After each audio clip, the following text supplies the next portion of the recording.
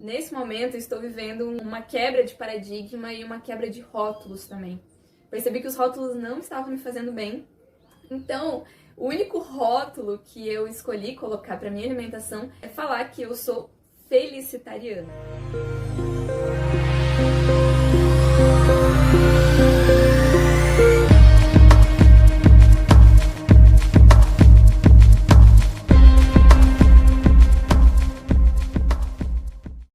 Eu estava tendo um ciclo muito grande de infecção urinária e muitas alergias na pele.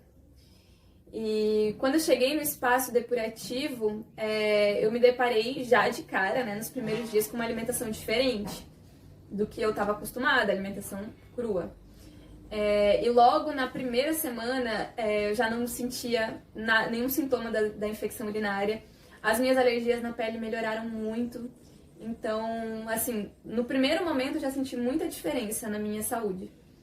E depois que eu passei 3 meses lá, foi que eu fiz um processo de desintoxicação, que é o processo de desintoxicação que todas as pessoas, todos os pacientes que iam para o espaço depurativo faziam, que é a limpeza hepática. E aí eu fiz essa limpeza.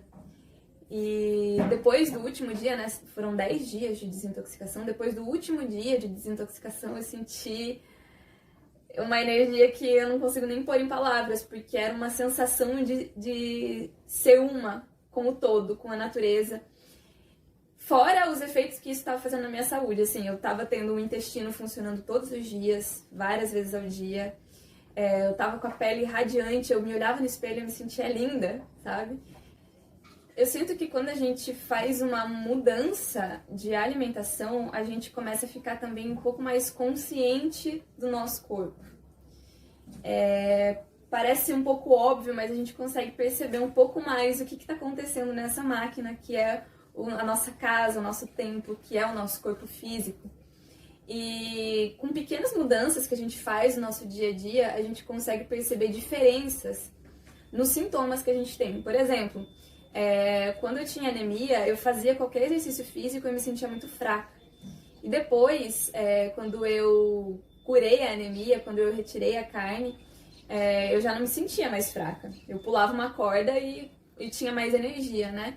Então é possível perceber esses sintomas, né? Às vezes a gente tem algum problema no intestino que resulta dor de cabeça. E se você tem dor de cabeça todos os dias e faz uma mudança na sua alimentação, você pode perceber se a dor de cabeça ela continua frequente, continua intensa, ou se ela melhorou um pouco. As dificuldades que a maioria das mulheres me trazem é sobre fazer mudanças alimentares, principalmente.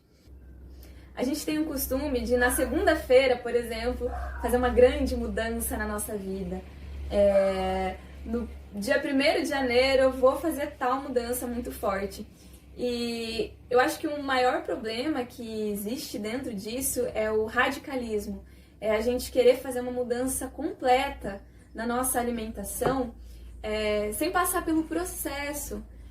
Então, essa é a principal dificuldade. Se a gente, de um dia para o outro, retira um monte de alimento da nossa alimentação e se propõe a incluir um monte de outros alimentos, eu acho que o processo fica muito mais difícil.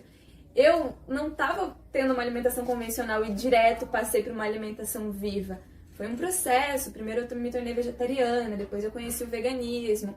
E aos pouquinhos eu fui incluindo os alimentos vivos. Então acho que o princípio da mudança alimentar, ele precisa ser processo gradativo e amoroso consigo mesmo também. Se fosse para fazer uma mudança, assim, né, indicar a primeira mudança, né? Hoje eu quero dar um passo. Qual que é esse primeiro passo que você indica? Com certeza, o primeiro passo é incluir o suco verde na alimentação, na rotina.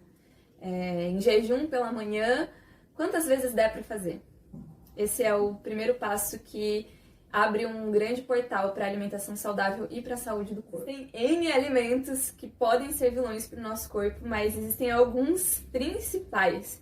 Eu acho que o primeiro deles são os laticínios, todos os leites, queijos, iogurtes, tudo que é derivado do leite. Esse é o primeiro alimento que seria legal, muito maravilhoso para a nossa saúde se a gente conseguisse reduzir e, se possível, retirar da alimentação. Segundo deles é o pão. E, na verdade, quando eu falo do pão, eu estou falando do glúten em si, que é um grande vilão do intestino. Então, tudo que tem glúten, né? Macarrão, biscoito, o pão, faz com que o nosso intestino se bloqueie, não funcione da maneira que ele precisa funcionar. E, na verdade, 90% de todas as doenças dão origem no intestino. Se o nosso intestino não está funcionando bem, então o nosso corpo vira um ambiente muito mais propício para ter doenças. E o terceiro, se eu tivesse que escolher os 3 principais, o terceiro são os ultraprocessados, alimentos que estão nas prateleiras do supermercado e que já passaram por vários processos. Por exemplo, salgadinho, biscoito, temperos prontos, molhos. Hoje estamos vivendo um período de pandemia, Covid, situação muito séria do Brasil, né? Como eu começar a me alimentar melhor nesse período também me traz os benefícios em relação a esse vírus que se espalhou. O nosso corpo, ele tem vários escudos, vários soldados que trabalham contra vírus, bactérias que podem causar doenças o tempo todo. Se a gente tiver com uma imunidade forte, quando um vírus chega para dentro do nosso corpo, como o Covid, ele pode ficar e se alojar, se tiver um ambiente propício para ele, ou ele pode morrer no nosso corpo, se o nosso sistema imunológico estiver forte. Se a gente cuida da nossa alimentação, se a gente tem uma alimentação mais equilibrada, em direção ao mais natural, então a gente está fortalecendo o sistema imunológico. E aí ele vai lutar contra qualquer tipo de vírus, contra qualquer tipo de doença, inclusive o Covid. E aí o Covid definitivamente não vai sobreviver no nosso corpo. Muita gente que acredita que se você tirar a carne, tirar a comida cozida, não vai sobrar quase nada. Então, o primeiro ponto é quando a gente faz uma exclusão da alimentação e a gente não sabe direito como substituir, o processo fica bem mais difícil e às vezes até um pouco arriscado, que foi o que aconteceu comigo, que quando eu retirei a carne da minha alimentação, eu fiquei com o que eu estava acostumada a comer, só que sem a carne. Então eu fiquei com o que sobrou, que era pão, leite, ovos e queijo. Eu virei a vegetariana PLOC, né? Eu passei a comer o dobro de pão, leite, ovos e queijo. E isso não foi benéfico para minha saúde, definitivamente. Depois eu percebi que eu precisava incluir muito mais vegetais na minha alimentação para substituir a carne que eu estava acostumada. Então, é muito interessante que quando a gente quer fazer uma mudança alimentar, quer retirar qualquer alimento da nossa dieta, da nossa alimentação, a gente precisa tomar consciência de como que a gente pode substituir esse alimento. Se eu quero retirar o leite, os laticínios, como que eu posso substituir? Por quê? Por 2 motivos. Se você faz isso, o processo de mudança alimentar vai ser muito mais fácil. E ele vai se manter por muito mais tempo. E o segundo motivo é a saúde. Porque às vezes a gente retira uma coisa que teoricamente faz mal para a nossa saúde e acaba tendo que substituir por coisas que também fazem mal, que foi o que eu fiz. Eu substituí pelo dobro de pão, de leite, de ovos e queijo. Então não adianta nada, né? É importante, antes de excluir um alimento da dieta, ter uma rotina de substituição, incluir outros alimentos. Quando que eu sei qual é o alerta que meu corpo me dá que eu preciso de uma desintoxicação? O nosso corpo ele envia vários sinais de alerta, a gente chama de alerta vermelho. E esse alerta vermelho, ele pode ser sutil, mas ele pode ser também mais impactante na nossa vida, mais denso. Os alertas sutis por exemplo, intestino preso, falta de energia no dia a dia, falta de sono, insônia, ou